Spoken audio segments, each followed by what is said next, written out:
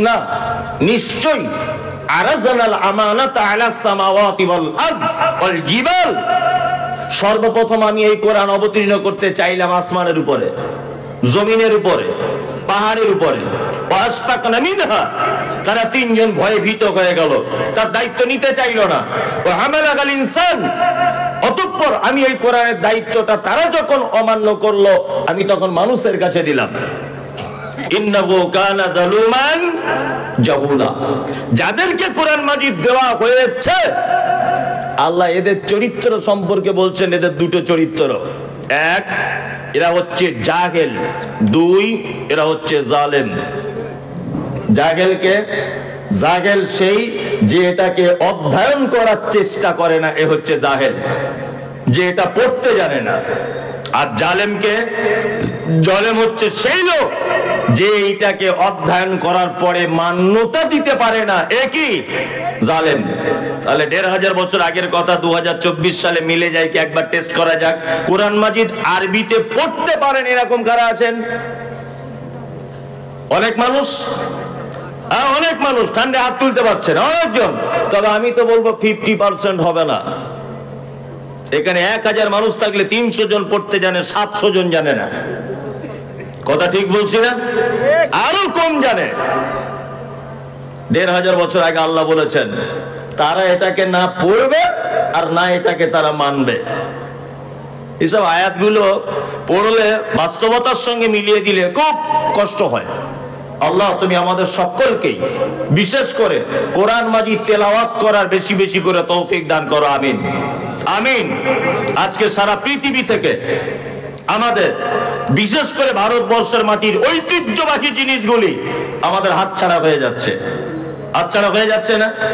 হাতছাড়া হয়ে যাচ্ছে। বাবরি মসজিদটা গেল, এরপরে বলছে তাজমহলটা যাবে শুনছি, তারপরেও আর একটা যাবে, কুতুব মিনারটা যাবে। এইভাবে দেখবেন আস্তে আস্তে আস্তে আস্তে আস্তে সব হাতছাড়া হয়ে যাচ্ছে। কারণ একটা, শুধু আমরা এই জিনিসটাকে ভক্তি শ্রদ্ধা এবং এর কথা মতো চলি না, তাই। তার মানে উপর মহলে জেনে গেছে এরা আর হযরত ওমর আর উসমান আলী এদের মতো মুসলমান নয়, এরা এখন নরমাল মুসলমান। ওই জন্য তারাও বড় সুযোগ নিয়েছে। আল্লাহ তুমি আমাদের কোরআনের প্রতি ভালোবাসা, মোহাব্বত আরো বেশি বাড়িয়ে দাও, আমিন আমিন। আমি পবিত্র আল কোরআনের যে আয়াত তেলাওয়াত করেছি, এই আয়াত নিয়ে এবার একটু আলোচনা করার চেষ্টা করছি বিক্ষিপ্ত ভাবে। গত বছরে এসেছিলাম, ইসলামে নারীর মর্যাদা নিয়ে বক্তব্য রেখেছিলাম, এটা আমার মনে আছে আজও। আর আজকে একটা অন্য বিষয় আলোচনা করছি। সর্বপ্রথম আপনাদের জিজ্ঞাসা করে নিই, আপনারা উত্তরটা ভালো করে দেবেন, তাহলে আমার বক্তব্য আগাতে সুবিধা হবে। এক, পৃথিবীতে যে কাজই করুক না কেন, তার প্রত্যেক কাজের পিছনে উদ্দেশ্য থাকে কি থাকে না? থাকে, থাকে। উদ্দেশ্য ছাড়া যদি কেউ কোনো কাজ করে তাকে মানুষ কি বলে? পাগল, তাই না? পাগল। আমি এখানে এলাম, আপনি আমাকে এক গ্লাস পানি দিলেন, আমি পানিটা পান করলাম। আপনি এই উদ্দেশ্যে পানিটা আমাকে দিলেন যে একজন মুসাফির মানুষ, একজন আলেম মানুষ, একজন বক্তা মানুষ, অনেক দূরের মেহমান, এক গ্লাস যদি পানি পান করাই, অন্তত পক্ষে আমার দুটো নেকি তো পাবে, দুটো তো নেকি হবে আমার। এই উদ্দেশ্য থাকে না? থাকে। এইবার আপনাদেরকে বলছি, সারা পৃথিবীতে আল্লাহ সুবহানাহু ওয়া তাআলা আমাদেরকে যে পাঠালেন, আমাদের পাঠানোর পিছনে কোনো উদ্দেশ্য আছে না নেই? আছে। এটা এ বক্তব্য সবার শোনা। কি উদ্দেশ্য? ওমা খালাকতুল জিন্না ওয়াল ইনসা ইল্লা লিয়াবুদুন, শুধুমাত্র আমি জিন এবং মানুষকে সৃষ্টি করেছি এই কারণে যে তারা শুধুমাত্র আমার ইবাদত করবে। এইবারে আপনাদের সঙ্গে আমার দুই চারটে কথা হয়ে যাক। এক, আমরা মূলত ইবাদত বলতে কি বুঝি, এটা সর্বপ্রথম আমাকে জানতে হবে। নাম্বার দুই, আল্লাহ আমাদেরকে পৃথিবীতে পাঠিয়েছেন কেন? শুধুমাত্র কি? ইবাদত করার জন্য। এবার আপনাকে বলছি, বলুন একটা মানুষ বেঁচে থাকে কতদিন? একটা আইডিয়া করে বলুন। 100 বছর। ও 60-70 বছর। আচ্ছা গড়ে ধরে নেন 60 বছর। 60 বছর একটা মানুষ বেঁচে থাকে, তাই তো? না, 60 বছর যদিও পৃথিবীতে থাকে, 30 বছর ঘুমায়। ভালো করে বোঝার চেষ্টা করুন। আর 30 বছর কি করে? ও বেঁচে থাকে, তাই না? এই 30 বছরের ভিতরে ওই আপনার 10 বছর পর্যন্ত হাফ প্যান্ট পরে ন্যাংটো হয়ে আম বাগানে কেন ওখানে খেলাধুলো করেছে, ওর বুদ্ধি টুদ্ধি হয়নি। তাহলে 30 বছর থেকে 10 বছর মাইনাস থাকলো কত? 20। আবার এইদিকে যখন বুড়ো হয়ে যাবে, লাঠি নিয়ে ঘুরবে, 5 বছর মাইনাস করুন, ও স্মৃতিশক্তি কমে যাবে, চোখে কম দেখবে, কানে কম শুনবে, হঠাৎ পিছন দিক দিয়ে হাওয়া বার হয়ে যাবে, অজু ভেঙে যাবে, এসব নানান কিছু ব্যাপার, তাই না? আরো 5 বছর মাইনাস, তাহলে থাকলো কত বছর? 15 বছর। এবার আপনাকে বলছি, এই 15 বছরের ভিতরে ওর বিয়ে করা, এই 15 বছরে ওর কলেজ পাস করা, এই 15 বছরে ওর মাস্টার ডিগ্রি করা, এই 15 বছরে ওকে হেডমাস্টার হওয়া, এই 15 বছরে ওর পায়খানা পেচ্ছাপ, এই 15 বছরে ওর দীঘায় বেড়াতে যাওয়া, এই 15 বছরে দার্জিলিং এ যাওয়া, এই 15 বছরে ওর ব্যাংক ব্যালেন্স বাড়ানো, সব কিছু এই 15 বছরের ভিতরে, তাই তো? তাহলে একটা মানুষ নিট, একেবারে নিট ফল কত? 15 বছর। তার ভিতরে আপনি ধরে নেন 7.5 বছর ও চলে গেল চাকরি বাকরি এটা ওটাতে, থাকলো কত বছর? 7.5 বছর। কিন্তু আল্লাহর ভাষা শুনুন, এইভাবে আপনাকে কেউ বুঝিয়ে বলবে না। আল্লাহর ভাষা হচ্ছে ওমা খলাকতুল জিন্না ওয়াল ইনসা ইল্লা লিয়াবুদুন। তার মানে আল্লাহ বলছে জিন আর মানুষকে সৃষ্টি করেছে শুধুমাত্র কি করার জন্য? ইবাদত। তাহলে সারা জীবন আপনি 60 বছর পেলেন, তাহলে ইবাদত করার টাইম পেলেন 7.5 বছর। তাহলে বাকি বছরগুলো তো তাহলে মারাত্মক বিপদ হয়ে যাবে। বিপদ হয়ে যাবে কি যাবে না? বিপদ। আসলে ব্যাপার ওটা নয়, ভয়ের কিছু নেই। আমরা ইবাদত এটা কাকে বলে এটা আমরা বুঝি না। এক গ্লাস পানি যখন আপনি পান করবেন, ভালো করে বুঝবেন, আপনি প্রথমে ডান হাতে ধরবেন, পানিটা দেখবেন, বিসমিল্লাহ বলে পান করবেন, 3 নিঃশ্বাসে পান করবেন, বসে পান করবেন, আর ডান হাতে পান করবেন। পান করা হয়ে গেলে আলহামদুলিল্লাহ বলবেন। বলুন তো, এই পদ্ধতিতে, এই 6টা পদ্ধতির অবলম্বনে যদি আপনি 1 গ্লাস পানি যদি পান করেন, এই পদ্ধতি শেখানোর মূলে কে?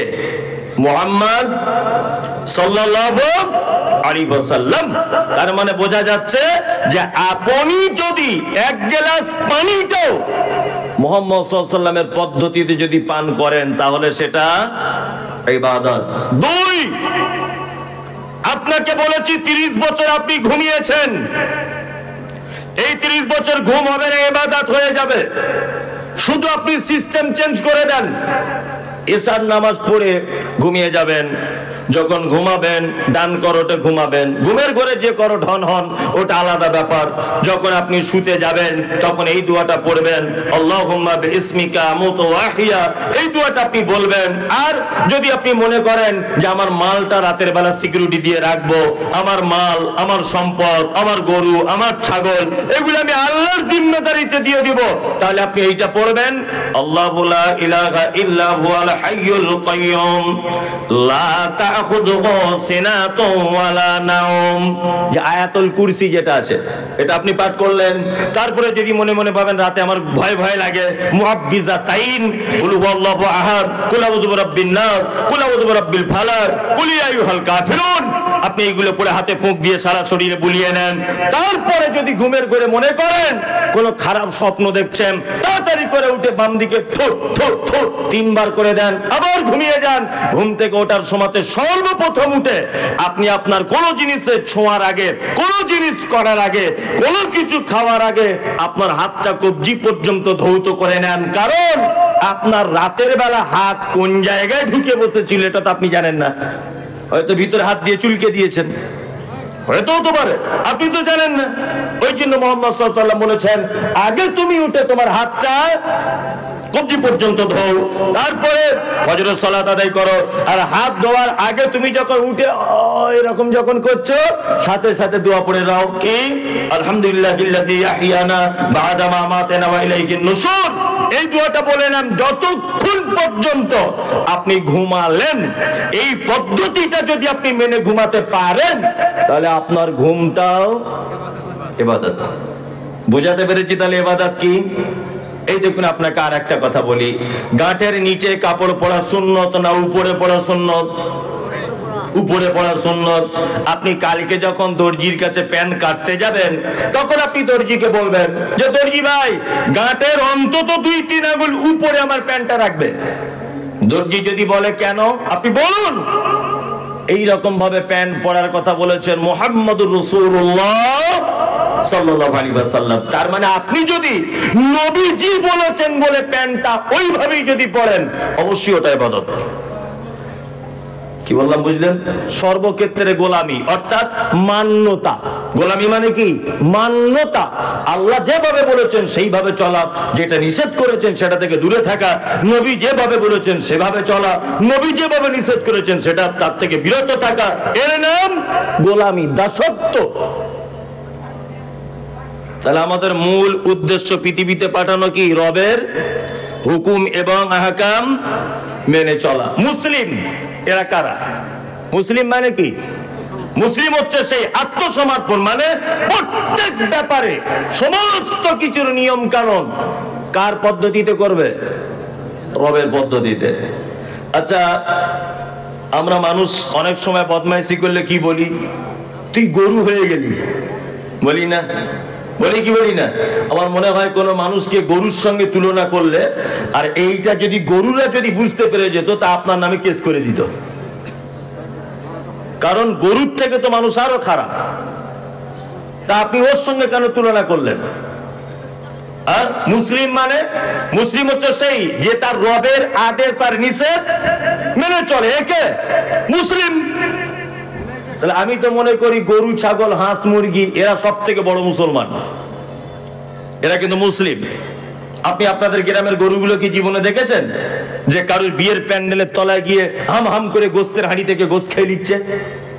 দেখেছেন না? আল্লাহকে বলে দিয়েছে তুই তৃণভোজী প্রাণী, মাঠে চলে যা, ঘাস খা, তাই না?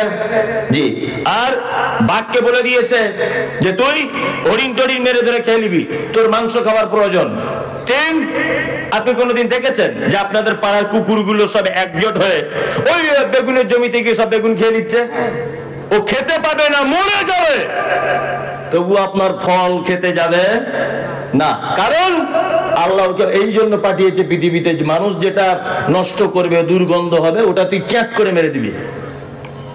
ভালো করে বুঝবেন। তার মানে বোঝা যায় পৃথিবীতে অন্যান্য প্রাণীদের যা সিস্টেম উপর থেকে তাদেরকে দেওয়া হয়েছে, তার বাইরে তারা চলতে পারে না। শুধু রবের আইন অমান্য করে পৃথিবীতে একটা প্রাণী, তার নাম মানুষ। সুন্দরবনে কোনো থানা আছে যে বাগে বাগে মারামারি হয়, থানায় কেস করতে হয় না? সমুদ্র তলাতে আছে জেলখানা, যে নীলতিমি মাছ আর পুঁটি মাছ মারামারি করেছে নিয়ে জেলখানায় ভর্তি আছে নীলতিমি 4 মাস, ব্যাপার আছে না? এই জেলখানা, পুলিশ প্রশাসন এসব কি থাকতো যদি মানুষ এইটা যদি মেনে চলতো? থাকতো না। তার মানে বোঝা যায় রব আমাদেরকে পৃথিবীতে পাঠিয়েছেন এই কারণে যে তারা শুধুমাত্র আমার গোলামি করবে, ইবাদত করবে। আর একটা কথা বলি, শুধু যে ইবাদত করবে এটা 100%, কিন্তু আমাদেরকে আর একটা জায়গা ভুলে গেলে হবে না। বলুন তো, পৃথিবীতে মানুষের সংখ্যা বেশি না অন্যান্য প্রাণীদের সংখ্যা বেশি? একজন বলছে মানুষের সংখ্যা বেশি, যা বুঝে আর কি তাই বলেছে, মানুষের সংখ্যা বেশি। আপনার বউকে বলবেন কাল সকালবেলা যে 4টা চিনির দানা ওই আমাদের বিছানার চাদরের পাশে ফেলে দাও, দেখবেন 4000 পিপিলিকা ছোটাছুটি করছে, তাই না? আপনার বাড়িতে 4 জন থাকেন, মশারি টাঙিয়ে ঘুমান না? মশারি নিশ্চয়ই 4টে নয়, মশা নিশ্চয়ই 4টে নয়, কিন্তু মশারি 4 জনাই টাঙান, তার মানে হাজার হাজার মশা আপনার বাড়ি ভর্তি, তাই না? আচ্ছা বলুন, মানুষ ছাড়া পৃথিবীর অন্যান্য যত প্রাণী আছে সব প্রাণী আল্লাহর ইবাদত বন্দেগী করে কি করে না? ইউসাব্বিহু লিল্লাহি মা ফিস সামাওয়াতি ওয়া মা ফিল আরদ। আসমান জমিন জলস্থলে পাহাড় পর্বতে যে যেখানে যে অবস্থায় যেভাবে আছে তারা সবাই আল্লাহকে ডাকে।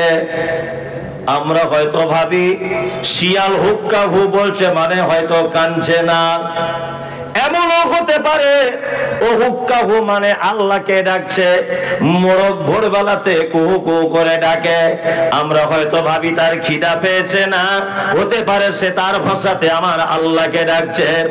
আপনার অন্যান্য গরু হুম্বা বলে ডাকছে ভোরবেলাতে, আমরা মনে করি মনে হয় খিদার জ্বালায় ডাকে, তা নয়, হয়তো এরকম হতে পারে সে তার রবকে নিজের ভাষাতে ডাকছে। আল্লাহ বলছেন ইউসাব্বিহু লিল্লাহি মা ফিস সামাওয়াতি ওয়া মা ফিল আরদ, সারা পৃথিবীতে জমিনে আসমানে পাহাড় পর্বতে যেখানে যেভাবে যারা আছে তারা সবাই আমাকে ডাকে। ডাকে কি ডাকে না? ডাকে। ফেরেশতারা আল্লাহকে ডাকে, ডাকে। তা আমি একটা কথা জানতে চাইছি যে ফেরেশতারা আল্লাহর ইবাদত করে, হাঁস মুরগি গরু ছাগল আর সমুদ্রের তলার কোটি কোটি কোটি কোটি প্রাণী আল্লাহর ইবাদত করে, করে না? এতেও আল্লাহর মনোভূত হলো না। আমার আপনার মতো এই যে চোর গুন্ডা 2 নম্বরই পরে টাকা মেরে খাওয়া এইসব লোকগুলোকে পাঠানো হলো কেন? ওরা তো 24 ঘন্টা ইবাদত করছে, তা আমাদের পাঠানো হলো কেন? আসলে আমাদের দ্বারাতে আমার রব যে কাজটা করবেন এই কাজ পৃথিবীর অন্য কোন প্রাণীর পক্ষে সম্ভব নয়। আল্লাহ তাআলা পবিত্র আল কোরআনে বলেন লিইযহিরাহু আলাদ দীনি কুল্লি, পৃথিবীতে মানুষকে পাঠানোর দ্বিতীয় উদ্দেশ্য হচ্ছে এই, সারা পৃথিবীর সমস্ত মতদর্শ, সমস্ত নিয়ম কানুন, সমস্ত পদ্ধতি, সমস্ত বিধান, তার থেকে কোরআনের বিধান শ্রেষ্ঠ, আমার ইসলাম শ্রেষ্ঠ, এইটা প্রমাণ করার জন্য বান্দা পৃথিবীতে তোমাদেরকে পাঠানো হয়েছে। যেটা গরুর পক্ষে সম্ভব নয়, ছাগলের পক্ষে সম্ভব নয়, হাঁস মুরগির পক্ষে সম্ভব নয়। তাহলে আমাদেরকে পাঠানো হয়েছে কি? সারা পৃথিবীর সমস্ত নিয়ম কানুন পদ্ধতির থেকে ইসলাম শ্রেষ্ঠ এইটা প্রমাণ করার জন্য পৃথিবীতে মানুষকে পাঠানো হয়েছে। এইবার আপনাকে একটা কথা বলি, আচ্ছা ইসলাম কি সত্যি শ্রেষ্ঠ? শ্রেষ্ঠ ইসলাম? শ্রেষ্ঠ নয়। ইসলাম যে কত শ্রেষ্ঠ সত্যি আপনি অবাক হবেন।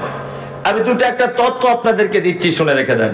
এক, মানে এগুলো যখন পড়ি আর কি তখন অবাক হই, ইসলাম কত সাবলীল, কত সত্য, কত চিরন্তন একটি জীবন ব্যবস্থা এবং কত বিজ্ঞান সম্মত। আল্লাহ নবী সাল্লাল্লাহু আলাইহি ওয়াসাল্লাম বলেছেন গাঁটের উপরে কাপড় পরো, বলেছেন না? চিকিৎসা বিজ্ঞানীরা বলছেন মানুষের গাঁটের এই জায়গাটায় এক রকমের একটা হরমোন জমা হয় তার শরীরে। এই হরমোনটা সারা 24 ঘন্টা যদি মিনিমাম 8 ঘন্টা, 7 থেকে 8 ঘন্টা যদি এখানে হাওয়া বা রোদ্দুরের তাপ বা পর্যাপ্ত পরিমাণ যদি মানে কি বলে অক্সিজেন যেটাকে বলেন এই জাতীয় হাওয়া যদি এখানে যদি না লাগে তাহলে এক পর্যায়ে তার যৌবনের ক্ষমতা আস্তে আস্তে কমে যেতে পারে। শুধু পারে না, পারবে মানে কমে যাবেই। ওই জন্য দেখবেন দিয়ালে এখানে ওখানে বাসে ট্রেনে বহরমপুরে যান সব কাগজ বিলি করছে আর ওখানে লেখা আছে হারবাল। বইয়ের কাছে যেতে ভয় লাগছে, বিয়ে করতে ভয় পাচ্ছেন, আমাদের এখানে আসুন, হারবাল চিকিৎসা। যত হারবাল চিকিৎসা আমদানি জমেছে সব গাঁটের নিচে কাপড় পড়ার কারণে। কি বললাম বুঝলেন? দই দাঁড়িয়ে পানি পান করা সুন্নত না বসে? এইসব তথ্য শুনলে আপনি অবাক হবেন। আর যদি অবাক না হন তাহলে মনে নিতে হবে যে আপনার ভাঁড়ে কিছু নেই। এই দেখুন এদিকে ফিরুন, বলছে মানুষ যদি দাঁড়িয়ে যদি পানি পান করে, আমাদের পানি যখন আমরা পান করি পানিটা ডাইরেক্ট পৌঁছানোর আগে এই জায়গাটা আল্লাহ সুবহানাহু ওয়া তাআলা একটা ছাঁকুনির মতো রেখে দিয়েছেন। ছাঁকুনি বোঝেন? চাটা ছাঁকে, চা ছাঁকা ছাঁকুনি, ঠিক ওই রকম ছাঁকুনি। একটা মানুষ যখন দাঁড়িয়ে থাকে তার ছাঁকনিটা এইভাবে থাকে, এই ভালো করে বুঝবেন। আর একটা মানুষ যখন বসবে তখন ছাঁকনিটা আস্তে আস্তে আস্তে আস্তে এই সিস্টেমে খুলে যাবে। এটা বিজ্ঞান বলছে, এই সিস্টেমে আস্তে আস্তে খুলে যাবে। একটা মানুষ যখন পানি পান করে তখন পানিটা ডাইরেক্ট ওর নলি থেকে গিয়ে ওই ছাঁকনিতে যায়, ওখান থেকে পানিটা ফিল্টার হয়ে তারপরে তার পাকস্থলীতে পৌঁছায়। মুহাম্মদ সাল্লাল্লাহু আলাইহি ওয়াসাল্লাম 1500 বছর আগে তিনি বলেছেন যে উম্মত বসে পানি পান করো। আজকে 2024 এটা প্রমাণ হচ্ছে যে বসে পানি পান করলে ডাইরেক্ট ছাকনিতে পানিটা গিয়ে পৌঁছায়, আর দাঁড়িয়ে পানি পান করলে ছাকনি খোলে না। এই জন্য দাঁড়িয়ে পানি পান করলে অনেক সময়তে পানিটা ব্যাক লাইনে চলে যাবে। যেমন শিরা উপশিরা আছে সূক্ষ্ম, তার ভিতরে ঢুকে যেতে পারে, আর তার ভিতরে যদি পানি ঢুকে যায় কোন ক্রমে, তাহলে এটা বিজ্ঞানের ভাষা তার প্যারালাইসিস হয়ে যেতে পারে।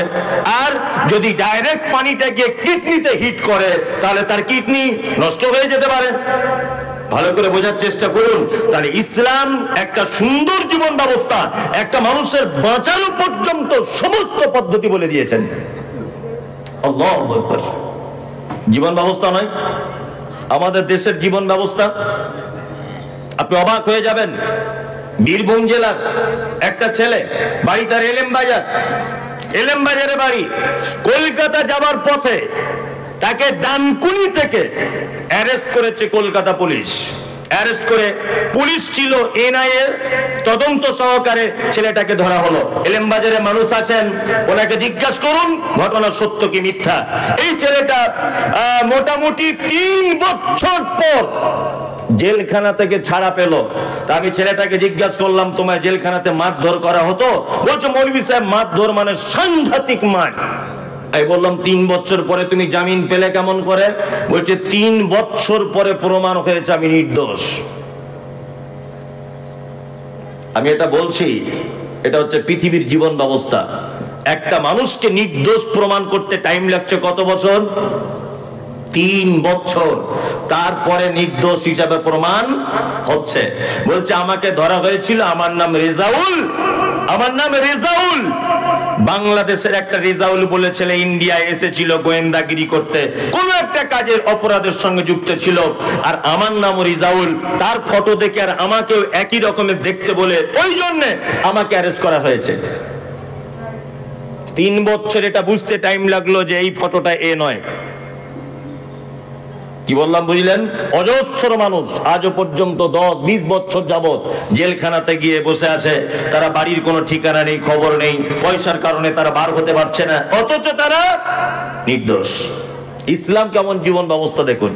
ইসলামের পদ্ধতি কি? চোর যদি নারী হয়, চোর যদি পুরুষ হয়, তার কি করা লাগবে?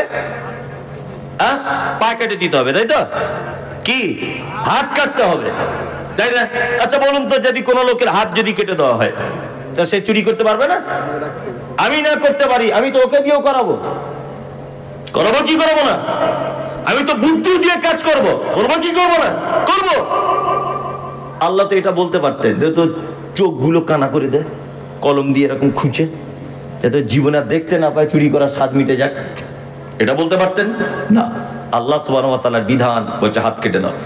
কারণ এই যে এই মোবাইলটা 1 লাখ টাকা দাম, ধরে নেন এই এমনি দাম 5,000, 1 লাখ এখানে রাখা আছে।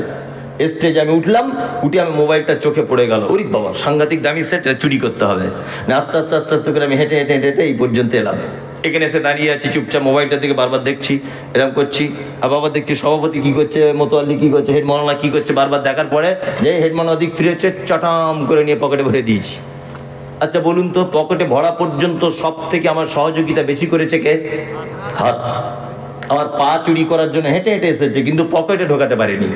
পেরেছে না? আমার চোখ দেখেছে কিন্তু পকেটে ঢোকাতে পারিনি। আমার পা হেঁটে এসেছে, মন বলেছে কিন্তু পকেটে ঢোকাতে পারিনি। ফাইনাল কাজ করেছে কে? হাত।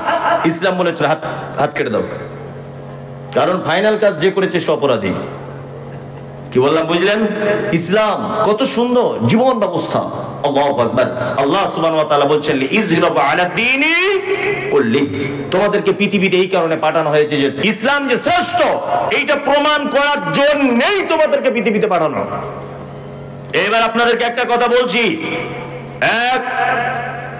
আমাদের বর্তমান সারা ভারতবর্ষের যে অবস্থা, তাতে করে ইসলাম শ্রেষ্ঠ এটা প্রমাণ করা সহজ না কঠিন? কঠিন, তাই না? সহজ না কঠিন? কঠিন। মুহাম্মদ সাল্লাল্লাহু আলাইহি ওয়াসাল্লাম বলেছেন, তুমি যখন রাস্তা দিয়ে চলবে কোন দিকে চলো? ডান দিকে চলো। আমরা চলি কোন দিকে? বাম দিকে। তার মানে এটা ভারতীয় একটা সিস্টেম, আমাদের দেশের সংবিধান, আমাদের দেশের নিয়ম যে যখন কোন জনগণ যখন চলবে বাম দিকে চলতে হবে, ডান দিকে চলা যাবে না। আমি যদি এখন মোটরসাইকেল নিয়ে রাস্তাতে চলতে চলতে দাদাগিরি দেখিয়ে বলি হযরত মুহাম্মদ বলেছে ডান দিকে যেতে, আমি ডান দিকে যাব, আমি কারো কথা শুনবো না, অ্যাক্সিডেন্ট হবে কি হবে না? হবে।